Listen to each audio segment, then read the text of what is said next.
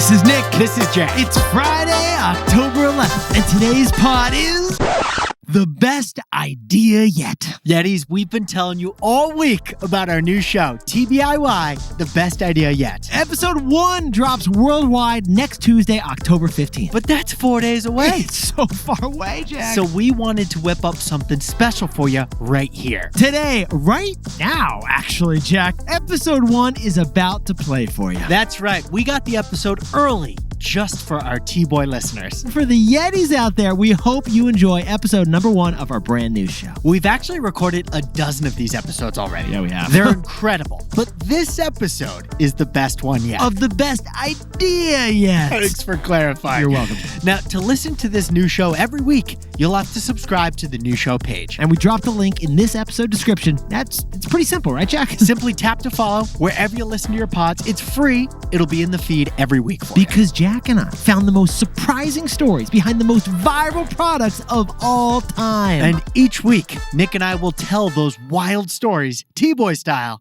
in our 45-minute show. So Besties, Yetis, subscribe now to the best idea yet wherever you get your pods. Now sit back and enjoy this special early drop of episode number 1, the McDonald's Happy Meal. Because the Happy Meal is truly the best idea yet.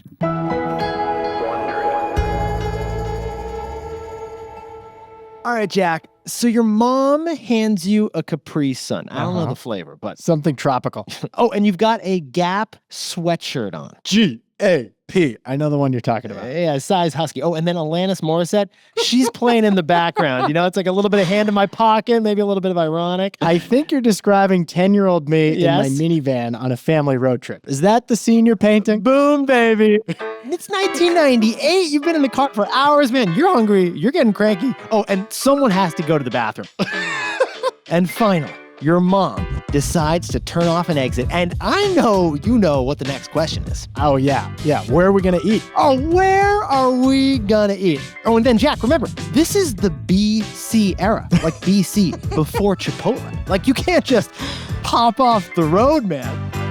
So my brother Nick probably wanted Taco Bell. Yeah. My brother Tuck probably wanted Wendy's. Yes. Teddy wanted Burger King. And I like it. I was going for the Chicken McNuggets. This is a Michelin-starred crowd. Well, every family has faced that decision, literally millions. And there's probably a family right now in their car listening to this pod going through exactly this. Besties, whether you're barreling down the East Coast on I-95 or taking the scenic route down the PCH, chances are you're going to stop for some grub at one of the 200,000 fast food restaurants in the United States. And if you've got your family with you, no way you're making multiple stops. No way. So where can you go where everyone can find something that makes them happy? Happy? Well, that answer comes in a cardboard box. It costs about $6, and it is literally the most sold meal in history. We're talking about the Happy Meal. Your kids will love McDonald's Happy Meal. It's food and fun in a box. Nobody can do it like McDonald's can. Well, Jack, did you have a favorite Happy Meal toy? Let's dig it back up, man. Absolutely. Talk to me, man. This was my Power Rangers era. Yeah. If I got the Green Ranger, Tommy, it made my year. Oh, Jack, I was ahead of my time. I was going Pink Ranger on that thing, you know? That is ahead of your time. It was. Now, since this is our first episode, we want to take a second to tell you what this is all about. If you know us from our other show, the best one yet, our daily business news show. Over 1,000 episodes and counting. Well, Yetis and Besties, you've heard us break down the most important pop biz news stories in business today. But on the best idea yet, we're going deep on the surprising, the unexpected, the unknown origin stories of your favorite products. Right. We found the products that are the most loved, with the biggest cult followings. But then we discovered the unexpected ways they actually came to life. Yeah. We're digging into who had that first spark, what shocking challenges almost stopped them in their tracks, and how they got over the hump to bring these iconic products to market and to you. And Yetis, you know we're going to give you the business insights along the way. And that is why Jack and I think this first product is just the perfect place to start. McDonald's has sold over 35 billion Happy Meals since they first launched it. Jack, can you sprinkle on a little more salty context, please? The 2016 study found that McDonald's was selling 3.2 million Happy Meals every day. Don't even tell me the calories, Jack. That's enough food to feed every single person in Iowa. Magellan, I am loving these geography analogies. What else you got, man? Nick, line up that many Happy Meals and they reach from Paris to Amsterdam. Oui, and with a toy in every single box, this makes McDonald's one of the largest toy distributors in the world, adding up to 1.5 billion toys annually. Think about it. McDonald's sells more toys than Hasbro or Mattel. Yeah, that's right. The Happy Meal is a bigger toy franchise than Barbie. The Happy Meal is the most popular, profitable, and iconic dish in commercial history. Yes, it is. And it smells like it was cooked up in some R&D lab at McDonald's headquarters, like every other fast food dish. Except it wasn't. The Happy Meal was actually the opposite of that. Few know the Happy Meal's secretive, surprising, and contested origin because the most iconic meal in a box since the invention of the lunch pail was actually invented by a pioneering mom in Central America. That's right. The entire Happy Meal industry starts with a working mom in Guatemala. Or was it a Missouri dad who happens to be an ad exec? Or Jack, pause the pot. Was it Grimace the entire time? Classic Grimace. There's actually a hot dispute at the center of this story, and we're going to get into all of it. We're going to take you to McDonald's University. Real thing. Find the first breakthrough toy. Made in China. And learn how the Happy Meal creates lifelong customers with a strategy called the window of loyalty. The window of loyalty. Not to be confused with the drive-thru window where you snag that 6-piece McNuggets. And find out the McFlurry machine is still broken. You don't need mom's permission for this episode, but you're gonna want to tell her about it right afterwards. Because this is the untold story of the McDonald's Happy Meal, the most important meal in history, at least according to your inner 6-year-old. Stick around to hear why the Happy Meal is the best idea yet.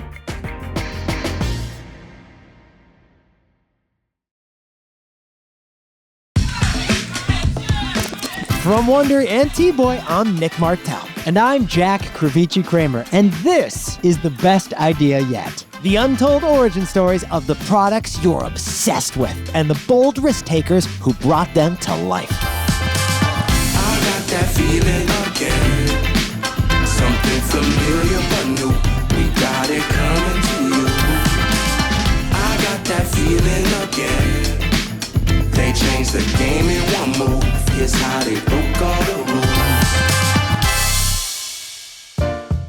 It's June 19th, 1974, Guatemala City's historic district, and Yolanda Fernandez de Cofino is grinning from ear to ear because it's opening day for the very first McDonald's franchise located in Guatemala. And she and her husband, they own it. She's turning 40 next month, and she's feeling excited for this new chapter in her life because it's been months of work to get this thing ready, to bring in the supplies, to hire, and then to train 30, 40 employees, all while raising 5 kids of their own. That's a lot.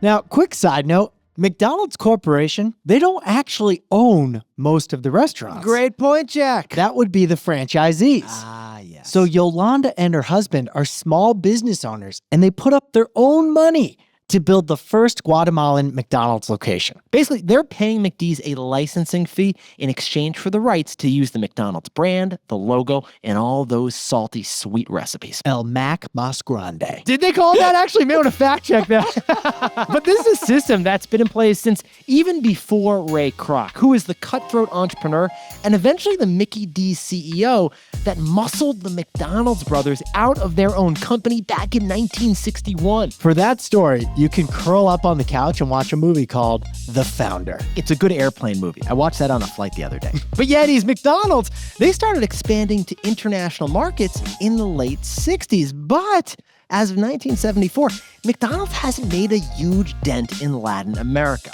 So, as Guatemala's first McDonald's franchisee, Yolanda, or Dona Yoli as she's known locally, is ready to introduce this fast, this affordable, this fantastic new food to her community. Now, the Cofino Fernandez family, they may own the franchise together, but it's Dona Yoli who really takes charge. She is the fast food trailblazer, or as McDonald's employees like to say, she's got ketchup in her veins. What a great expression. Although that can't be good for the blood pressure. I mean, you may want to see a doctor at a certain point, Jack. But still, Dona Yoli, she wants their location in Guatemala to feel like a family-owned restaurant. She does not want this to feel like a chain. But there are a lot of hidden steps that go into creating this kind of environment. Like all the details. So many You have to details. nail the soda fountains, the hiring standards, the daily signage. Ensure the sesame seed bun is the same density in Guatemala as it is in Grand Rapids. Yeah, it is. You are literally running a business when you're a franchisee. But since it's a business you didn't found, you gotta do everything according to the corporate standards. And this is why Dona Yoli ventures 2,700 miles from her home to Elk Grove Village, Illinois. That's right. Dona Yoli is going to Hamburger University. HU? Nick, I have some questions about this university. Oh, Jack, you may need to apply, but let's get into it, baby. Hamburger University, which, by the way, should absolutely be a D1 school, is the brainchild of a guy named Fred Turner. Now, Fred, he actually started as a grill man at one of the very first McDonald's franchise locations. But this university he dreams up, it's actually a training program for franchise owners. The very first type of training program like this in the entire world. Jack, this is the Harvard for hamburgers. This is the Stanford for fries, man. The Cambridge for quarter pounders. And it all starts in the basement of a McDonald's in Elk Grove Village, a suburb not that far from Chicago's O'Hare Airport. Now, the students at Hamburger University, they earn a bachelor's of hamburgerology with like a minor in French fries. Jack, would you hang that on your wall? I feel like that's a good diploma to brag about. On my wall? Yeah. No, but on my brand new McDonald's location. Exactly. Because despite what you may think, Hamburger University, students there are learning everything from supply chain logistics to management to leadership skills. And actually, it is really hard to get into Hamburger University. You ready for some stats, man? Hit me. Okay. Today, the Shanghai campus of Hamburger University has a 1% acceptance rate. That's actually lower than Harvard. So I take it back. I will put that diploma on my wall. Yeah, get it framed, Jack. Now, when Dona Yoli attends Hamburger University, she is absorbing everything. But there is one thing that Yolanda learns at Hamburger University that really gets her fired up. McDonald's is naturally all about delivering a uniform experience for their customers. That was one of the keys to McDonald's explosive growth in the 1950s. Exactly, Jack. But the company's leaders, they don't want to quash the entrepreneurial instincts of their franchisees. Dona Yoli, for example, she knows her community better than corporate does, especially being nearly 3,000 miles away in Central America. So while corporate wants the fries always fried at a certain temperature and the patties all to be the same weight, they also want a franchise owner to pay attention to their customers, right? Yeah. And if they get a great idea, they want the franchisee to take initiative. Well, that's exactly what Dona Yoli does. She heads back to O'Hare, passes through the same terminal as the McAllister family, and then spends the whole flight to Guatemala City thinking. And she is more energized than ever. Because when she lands, she thinks she's got it. But she has no idea that her brainstorm on that plane is about to make fast food history. So, after completing her hamburgerology training back in the US, Dona Yoli is now back in Guatemala, and she is fired up because she is armed with new tools to make her family's restaurant feel more homey, to feel more inviting. And she does what she's learned at Hamburger University. Specifically, she observes customers' behavior. This is key. Yetis, imagine this. You got Dona Yoli. She's sitting at the back table, like right over there. And the lighting isn't quite as good over there. But she's watching intently as a family of four pushes through the door of her restaurant.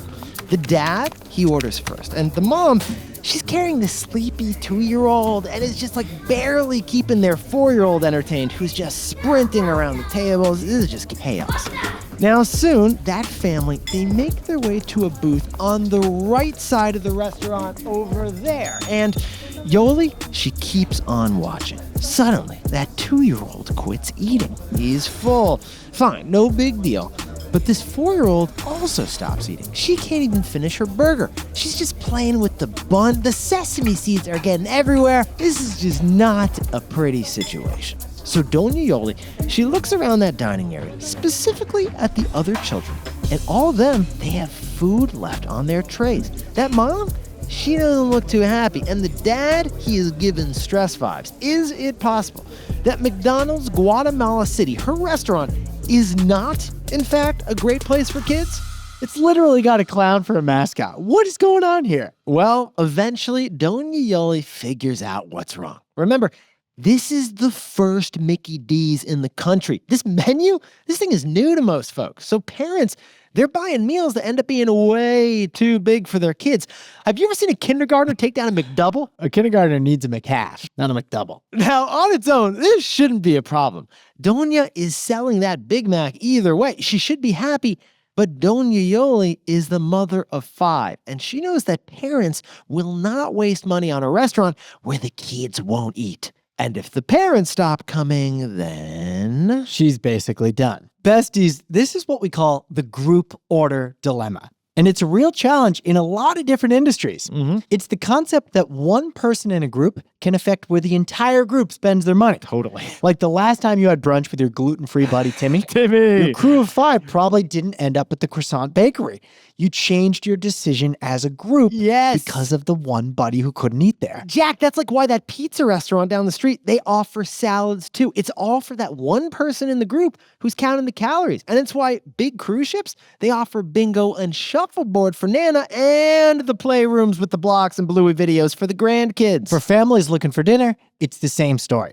If the menu neglects one person, then the entire family takes their business elsewhere. Well, Yoli realizes what she needs to do. She needs to appeal to the kids, but her real target customer is the parents. She needs to separate the user from the customer. Right. The kids eat the food, but mom and dad decide where to buy that food. And then, finally, she cracks it. Wouldn't it be great if the kids had a menu item just their size, with just the things that they like the best? So, in 1977, Dona Yoli adds a new kids combo to the menu. And it comes with a hamburger, small fries, and a sundae served on a tray or in a paper bag. Boom, that eliminates the decision fatigue of the parents. Easy to order the kids' meal. But there is one more special touch. One tiny change that is outside the box. Figuratively. But inside the box. Literally. Because Yolanda includes a toy with each and every meal, a small figurine she purchased from the local market herself. And she calls that meal the Ronald menu? You know, we're going to whiteboard this thing a bit. Maybe the Spanish translation sounds better. Yeah, it didn't roll off the tongue. But the idea, it works brilliantly. The parents of Guatemala City, they love it because their kids really love it. The burger, the fries, the treat, and the toy. Yes, please. Suddenly, McDonald's is an exciting destination for the entire family. Oh, and Jack, there's this warm and fuzzy feeling that kids get when they're first experiencing something they love, right, man? Right. Yetis, this is a big reason why brands target kids when they're young and impressionable. Because unlike grown-ups, kids remember the experience with that brand using all 5 senses. And once that memory is formed, it sticks for life. It's a memory burner. And it's called the window of loyalty. And for brands, it's gold. Exactly, the window of loyalty. It opens up when you're old enough to walk to school by yourself and lasts until you're old enough to slam the door in your parents' face and say, "You don't understand me." Yes, you are super impressionable when you're under 12 years old. And the things you decide you like at that time, they're going to stick with you for the long haul. We see the window of loyalty in sports marketing all the time. It's why the New York Yankees do so many Kids Day promotions. Or if you're Team Jif instead of Team Skippy, it's probably because you formed a bond with one of those peanut butter brands during your window of loyalty as a kid. Jack, full disclosure, Team Skippy over here. It's a classic.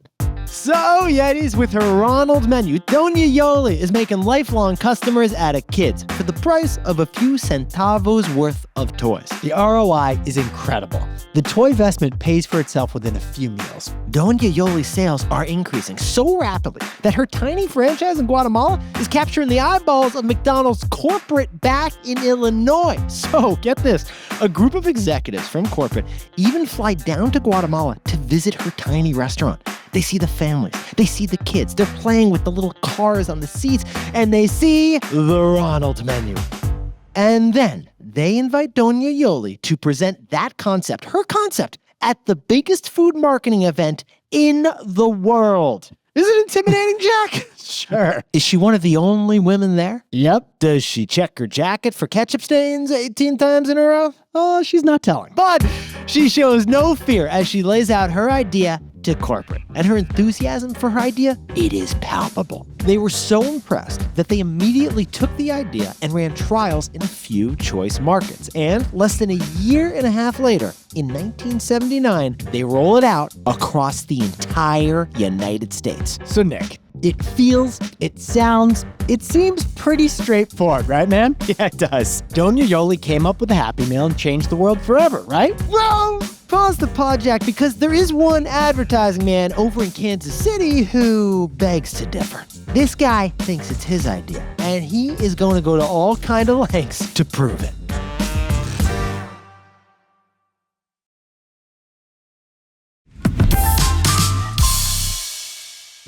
Yetis, it's 1975, and while Dona Yoli is studying her customers at that table 2,000 miles away, a guy named Bob Bernstein is in his tiny Kansas City office. This guy is in his 30s with a marketing and advertising firm that he co-owns, and he's been working with McDonald's for about a decade now. He's known for designing fun giveaways and promotions that appeal to kids like, Jack, the Sippy Dipper straw. You remember this thing? Can you picture what I'm describing right now, man? Why can't we normalize sippy dippy straws for adults? It's those cool, funky straws that are like in wacky shapes. You twist them around your nose and your mouth. But right now, Bob's got a major challenge on his hands. Even with the play places, the ball pits, the slides, McDonald's has been losing ground with the under 12 demographic. Their signature red and white checkerboard buildings, they're now dingy brown bricks. And worse, apparently the kids like the Burger King mascot more than Ronald McDonald. What? Who cares about the Burger King? Well, Jack, have you seen that original Ronald clown, by the way? If you Google it, you're going to have a nightmare or two. McDonald's, they need something to get them back in favor with kids and to get a win over Burger King. So it's Bob's job to figure out that something. He doesn't have it yet until one morning when he sits down to breakfast. Bob is sipping his coffee as he watches his 10-year-old son, Steve, right before school. Now, little Steve's eating a bowl of Fruit Loops, and he's happily reading the back of that cereal box. The same cereal box as he read yesterday. Now, sure, like there might be jokes on there, maybe a word search or two, but that box, it didn't change in the last 24 hours. For some reason, this hits Bob differently this morning. So Bob turns and asks his son, "Hey, why do you do that?" Well, Steve, he just shrugs and he says, "I don't know, it's just something to do." And then it's like an actual light bulb goes off on Bob's head. Of course, kids love to be entertained while they eat. Nowadays, we're used to fast food places being geared towards kids with cartoons, playgrounds, and toys. But back then, kids were just supposed to sit there like little tiny adults. Oh, Jack, very French. But did we expect our kids to be like angels? So, yeah, even if this seems obvious now, for Bob back in 1975, this is a major breakthrough. If McDonald's packages kids' food with games and entertainment, he is sure that families will be more likely to eat at their restaurants. Take that, Burger King. And besties, remember, the battle for loyalty happens young. Yeah. During that window we talked about. Mm-hmm. If you can make a kid a McDonald's kid instead of a Burger King kid, that change often sticks for life. So the stakes, they are sky high for Bob to get this right. He thinks about that box of Fruit Loops. How can we capture that magic? What was Toucan Sam doing that the Hamburglar can't do, Jack? So besties, after hitting upon his big idea, Bob spends the next 2 years in development. He's arranging partnerships with companies like Keebler for cookies and toys to go inside this new ready-to-grab kids meal. As for the outside, he hires a children's book illustrator and graphic designers to craft the design. Remember, this has to be practical while also capturing true back-of-cereal box vibes. So what they come up with is a neat little box shaped like a circus wagon. It's got games, fun character designs, and it has handles, of course, in the shape of the golden arches. Easy for those little hands to grip, Jack. Yeah, this box, this thing is vital to the success of the Happy Meal. Right. We love to say that packaging is the product. I mean, think of that blue box from Tiffany's. Classic. Or the Apple iPhone box you've had stored in your closet for years because you can't get yourself to throw it away. We see you. But Yetis, for the Happy Meal, the surprise and delight factor of the package, that's actually a huge part of its appeal to kids. Plenty of restaurants, they've got a kids menu, but how many of them have this fantastic 3D box with puzzles and games and a handle that you can carry yourself as a kid? Yetis, now this invention just needs a name that brands the feeling of this wonderful invention. And as an ad man, Bob has a nose for names that stick. So he goes back to a jingle that McDonald's used back in the 60s. It's such a happy place. Happy place. That's it. That's it. The Happy Meal. Chef's kiss. Yetis, the idea seems so simple now, but simple can be hard to get right. And you have to get the name right. Exactly, Jack. Like, would Nike have gone anywhere if Phil Knight had gotten his way and, called the shoe company Dimension 6? Spoiler, we're doing that episode on Air Jordan soon. Yeah, we are. So, back in 1977, the same year that Dona Yoli pitches her idea to the McDonald's marketing conference, Bob starts running Happy Meal promos in 3 test markets: Kansas City, Phoenix, and Denver. So 2 different origin stories for one earth-changing product in the same exact year. Holy hamburglar, Jack. We're going to need a master's in hamburgerology to figure out the true factor. Whether these are interconnected events or not, it's still somewhat disputed. According to Newsweek, Bob was asked by corporate to develop the Happy Meal because of Dona Yoli's Ronald menu, while Bob himself claims he developed the idea on his own, which would make this more of a coincidence. But either way, this is when Bob's story dovetails with Dona Yoli's because the trial promotions, they do well. And McDonald's, they roll out the Happy Meal nationwide in 1979. Great. Hakuna Matata, case closed. Well, not so fast, Jack. Pause the pod. Because there's actually a third claim to the title of Happy Meal inventor. And this time, it's coming from outside the company. So, Jack, we've heard the Dona Yoli version. We've heard the Bob Bernstein version. But there's another entry in this battle for the Happy Meal creator title. Besties, we're pretty familiar with Mickey D's main rivals. You got Burger King, you got Wendy's, you got Carl's Jr. Whataburger if you're in Texas, In-N-Out Burger if you're out west. But did you know that the Golden Arches almost lost big to Burger Chef? Burger Chef? Before McDonald's, before Burger King, there was a chain simply called Burger Chef. It does sound kind of like a Kirkland-branded McDonald's, but go on. It does. Okay. Well, we need to turn the clock back again for the story, because it turns out Burger Chef was doing a version of the Happy Meal back in 1973, before Dona Yoli or Bob Bernstein ever even entered the picture. They called them Fun Meals, and they even came with toys. But here's the tea, Jack. McDonald's former chief marketing officer has since come right out and said that Mickey D's straight up stole the Burger Chef idea. I think Ray Kroc would be proud of that. Because he kind of stole the McDonald's thing from the McDonald's brothers. That is a fair point, Jack. Well, the way they stole it is via another ad man from Missouri named Dick Brahms. Brahms, he's a regional ad manager for McDonald's based in St. Louis. And he clocks what Burger Chef is doing. According to this loose-lipped executive, Brahms then contacts Bob Bernstein's agency and suggests McDonald's do what Burger Chef is doing. Now, Bob, he denies this. He maintains that he came up with the Happy Meal, full stop, end of story. But that didn't stop a 2009 touring exhibit of Happy Meal memorabilia to credit Brahms as the father of the Happy Meal anyway.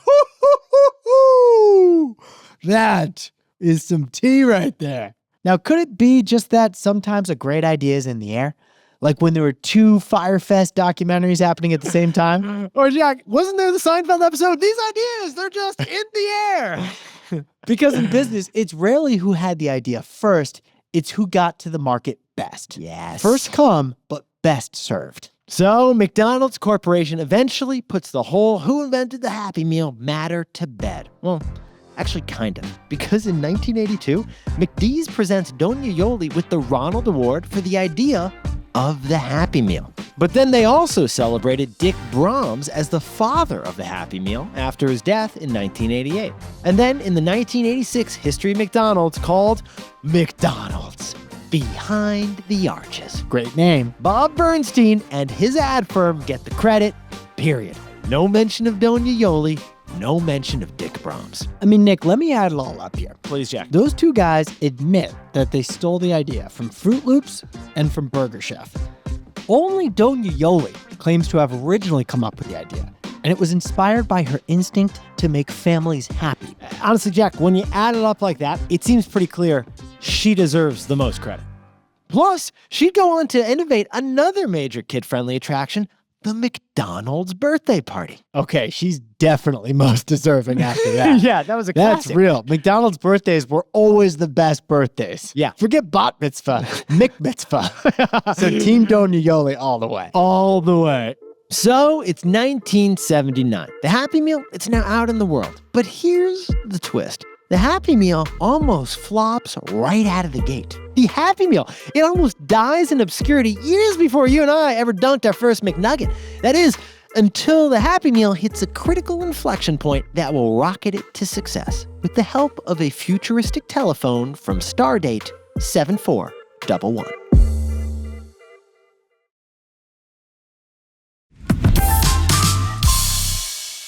Okay, Yetis, it's the summer of 1979, and Happy Meals, they are rolling out across the U.S. Kids can choose a hamburger or a cheeseburger, plus the fries, soft drink, and some Keebler cookies and a toy, all for about $1.10. But Jack, those toys?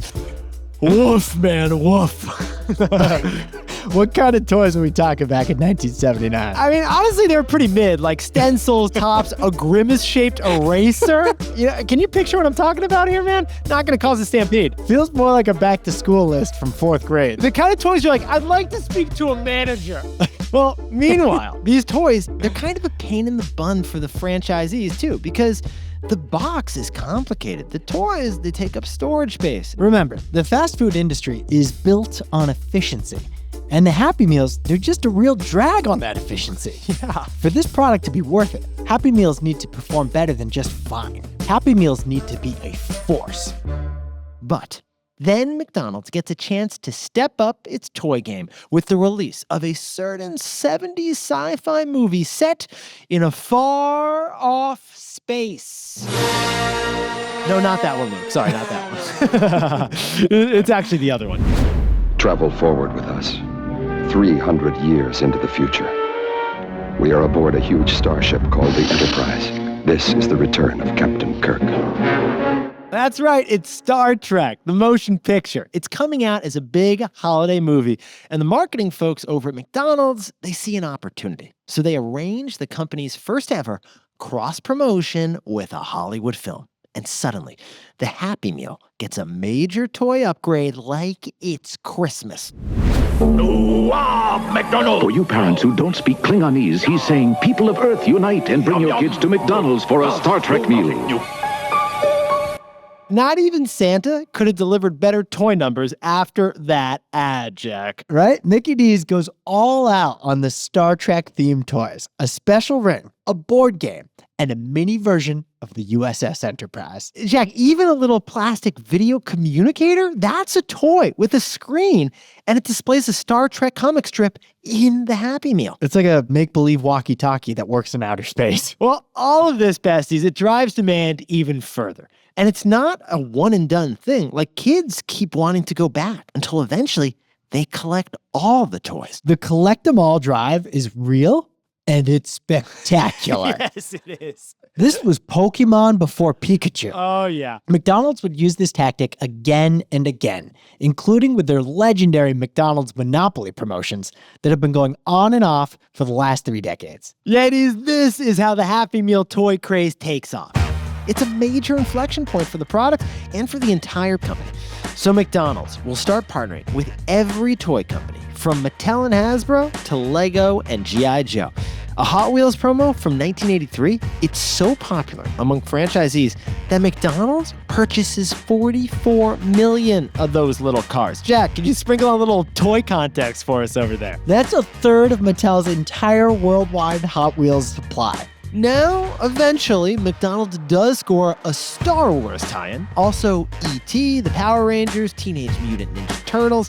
And then in 1987, less than a decade after the Happy Meal's nationwide rollout, McDonald's debuts its first ever Disney Happy Meal. Oh, that's huge. That's huge. And Nick, didn't Ray Kroc and Walt Disney know each other? Yeah, they did, Jack. Like, they met in training during World War I driving ambulances. And just like Ray and Walt, McDonald's and Disney proved to be a great pair. The Disney Happy Meal campaigns become so successful, it renders McDonald's one of the largest toy distributors in America. Now, Jack and I should point out that the movie promo strategy, it doesn't always go so seamlessly. For instance, in 1992, McDonald's partners up with the latest Tim Burton movie, Batman Returns. And that film, it's rated PG-13, but the toys are cute and benign. Here's a picture. Let's throw one up, Jack. Yeah, pretty simple. Batman in a Batmobile, Yeah. the Joker in a Jokermobile, Catwoman. Looks fine. All right, so Jack, here's the problem. The film itself, Batman Returns, it's kind of dark. There's like violence and death, a little bit of nose biting in a couple scenes. Well, a bunch of parents, they're seeing all these Happy Meal toys. They think it's fine to bring their kids to the movie, but Yikes. again, the nose biting. They left 5 minutes into the movie. Didn't even get through the popcorn. Yetis, the good news is McDonald's learns their lesson. Throughout the rest of the 90s, McD's only partners with kid-friendly movies and brands to restore brand trust with the parents. Considering brand safety is always important when weighing a collab, especially when your target customers are parents.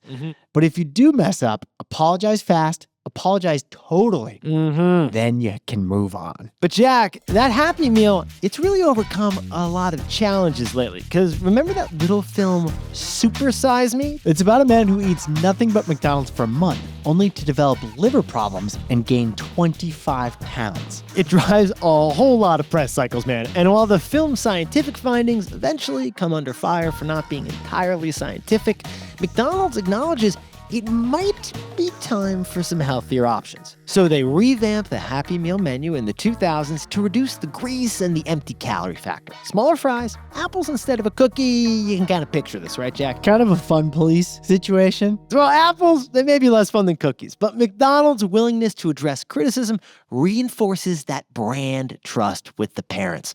So from 2018 to 2022, Mickey D's sells 5.7 billion Happy Meals that meet all their new health criteria. Line up that many Happy Meals end to end. Yes, Jack. And you can wrap them around the earth 23 and a half times. That is McDonald's. They've also realized that the kids who got hooked on Happy Meals in the 80s and the 90s, they're adults now. So time for that window of loyalty to pay some dividends. And that's why in 2022, McDonald's unveils the adult Happy Meal. The adult Happy Meal. It was only a matter of time. McDonald's goes full Supreme on this thing. They partner up with the streetwear brand Cactus Plant Flea Market to offer a supersized Happy Meal for adults, complete with a grown-up toy. Can you please elaborate on grown-up toy, Nick? Yes, Keep in mind, this is a family-friendly show. Great point, Jack. We were talking G-rated toys here. Little figurines of the original McDonald Land characters with like an Adult Swim-looking redesign. Now, these things, they are so popular that McDonald's sells half its supply in just 4 days. They've also been taking this adult Happy Meal concept into cross promos with millennial and Gen Z friendly stars like Travis Scott, Saweetie, BTS. McDonald's and K-pop together at last. Okay, Jack, now that you've heard the Happy Meal's happy origin story, what's your big takeaway?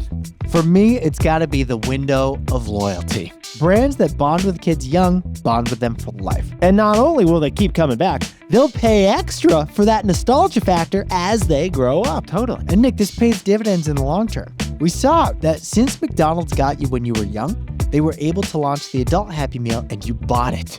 Oh, and now you're taking your kids to McDonald's, and now little Johnny is falling in love with the Happy Meal in his window of loyalty. So windows of loyalty generate generations of loyalty. The cycle continues. Nick, what's your takeaway? So Jack, my takeaway is this. Some of the biggest opportunities out there are hiding in the blind spots of business.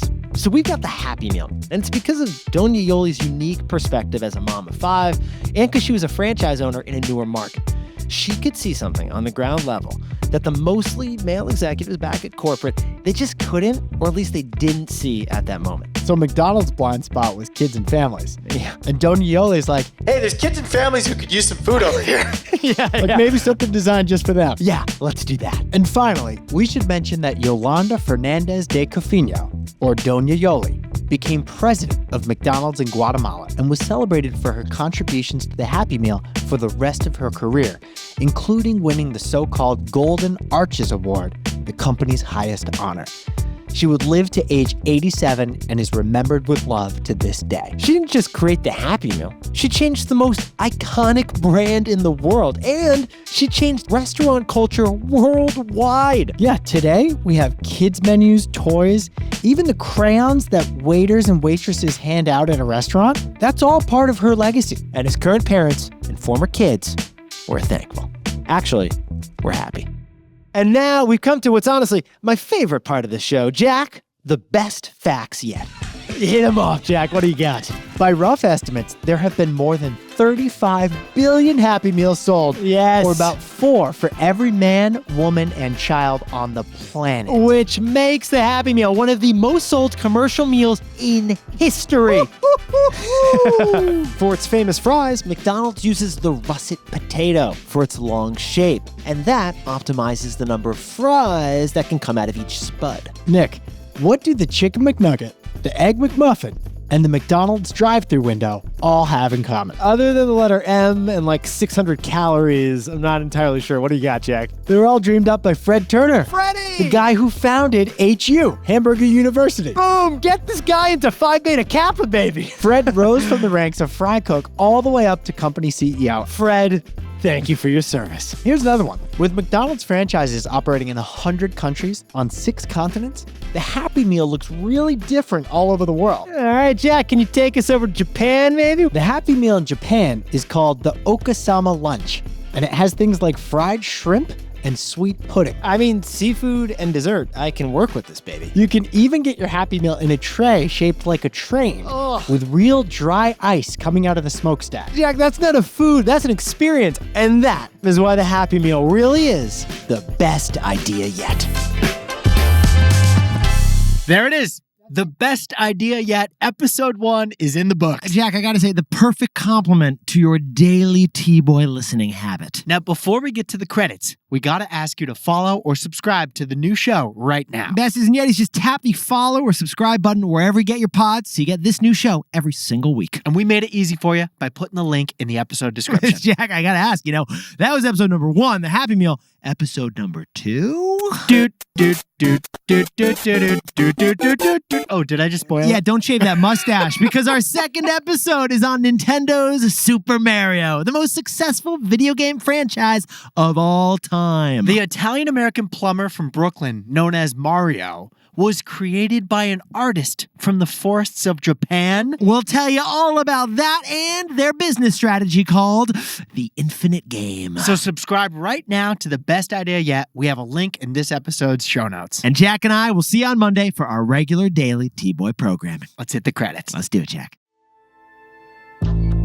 The Best Idea Yet is a production of Wondery, hosted by me, Nick Martell. And me, Jack Kravici-Kramer. Hey, if there's a product you're obsessed with and you wish you knew its story, let us know. Drop us a comment with your idea and we'll look into it. Our senior producer is Matt Beagle, and our producer is Matt Wise from Wondery. Our senior managing producer is Nick Ryan, and Taylor Sniffen is our coordinating producer. Our associate producer is H. Conley. Research by Samuel Fatzinger. This episode was written by Katie Clark Gray and Alex Burns. We use many sources in our research, and a few that were particularly helpful here. Nathaniel Meyerson's piece for CNN, The Happy Meal Inventor, says McDonald's didn't want it at first. And the book McDonald's Behind the Arches by John F. Love. Sound design and mixing by Kelly Kramerick. Fact-checking by Erica Janik. Our music supervisor is Scott Velasquez and Jolena Garcia for Friesen Sync. Our theme song is Got That Feeling Again by Black. Executive producers are me, Nick Martell, and me, Jack Kravici-Kramer from Nick and Jack Studios. And Dave Easton, Jenny Lauer-Beckman, Aaron O'Flaherty, and Marsha Louie for Wondery.